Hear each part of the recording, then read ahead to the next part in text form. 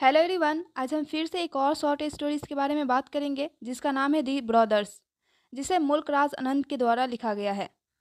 इनका जन्म 1905 को पेशावर में हुआ था और मृत्यु 2004 में निमोनिया के कारण हुआ था। आनंद क्षत्रिय फैमिली से बिलोंग करते थे। ये अपनी शुरुआती जिंदगी बहुत ही दुखों और गरीबी में बिताए थे। आनंद एक स्कॉलरशिप स्टूडेंट थे जो अपने स्कॉलरशिप की मदद से डॉक्टर की डिग्री के लिए लंदन गए थे।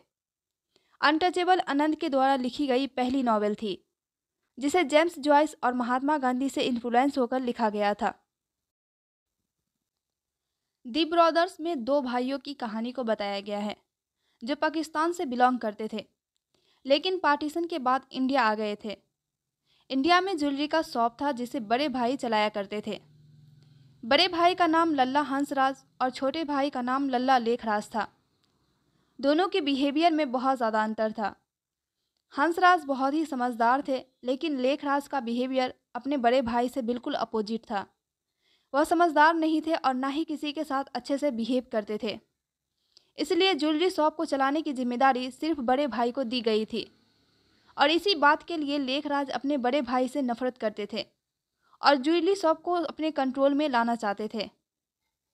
एक बार बड़े भाई की तबीयत बहुत ख़राब हो जाती है, जिसकी वजह से लेखराज अपने बड़े भाई को आयुर्वेदिक डॉक्टर पंडित प्रकाश शास्त्री के पास ले जाते हैं। हॉस्पिटल पहुंचने के बाद छोटे भाई बहुत ज़्यादा बदतमीजी भी करते हैं ताकि डॉक्टर से जल्दी दिखाया जा सके।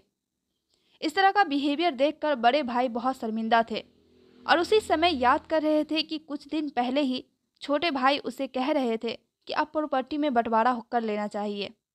हालांकि ज्वेलरी शॉप बड़े भाई ही स्टार्ट किए थे, लेकिन फिर भी छोटे भाई को सब कुछ में अपना हिस्सा चाहिए था। हंसराज ऐसा सोच ही रहे थे कि डॉक्टर की तरफ से उसे बुलाया जाता है। तब लेखराज हंसराज को पकड़कर डॉक्टर के कैबिन तक ले जाते हैं। डॉक्टर हंसराज से उनकी तबीयत के बारे में पूछते हैं तो हंसराज बताते हैं कि लगभग 1 साल पहले जब वह दोनों यानी कि हंसराज और लेखराज दोनों भाई बिजनेस के सिलसिले से पूना जा रहे थे तो रास्ते में उसका एक्सीडेंट हो गया था। उस एक्सीडेंट में चोट का एहसास तो नहीं हुआ, लेकिन पुलिस स्टेशन पहुंचने के बाद बड़े भाई को हार्ट अटैक आने का एहसास हुआ था। तभी डॉक्टर से दिखाने पर डॉक्टर बताए थे कि कोई बड़े भाई को वेस्टर्न ड्रग्स देकर मारना चाहता है। हंसराज यानी कि बड़े भाई अपने बारे में इस तरीके से बताते हुए कहते हैं कि उसे अमेरिकन मेडिसिन सूट नहीं करता है, इसलिए वो आयुर्वेदिक मेडिसिन लेना चाहते हैं।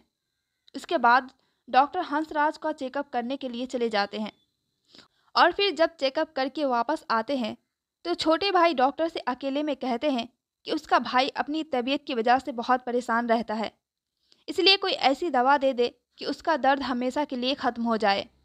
और इस काम के लिए छोटे भाई डॉक्टर को मुगल नेकलेस देने की भी बात की, यानी कि बड़े भाई को मारने की बात कर रहे थे, क्योंकि छोटे भाई को बहुत जल्दी अमीर बनना था और पुरानी ज्वेलरी शॉप की तरह एक और शॉप गांधी रोड में ओपन करने का सोच रहे थे।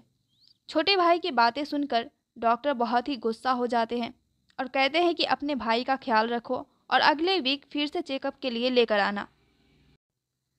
लेखराज अपने भाई को लेकर वहां से चले जाते हैं और अगले 5 वीक तक लेखराज हंसराज को वापस लेकर नहीं आते हैं। 5 वीक के बाद लेखराज अपने हाथों में मुगल नेकलेस लेकर बिना परमिशन के डॉक्टर के कैबिन में जाते हैं और कहते हैं कि मेरे भाई ने आपको फीस नहीं दी थी, इसलिए कुछ दिन पहले ही उनकी मृत्यु हो गई है। इसी वजह से मैं आपको ये नेकलेस आपकी वाइफ के लिए देने आया हूँ।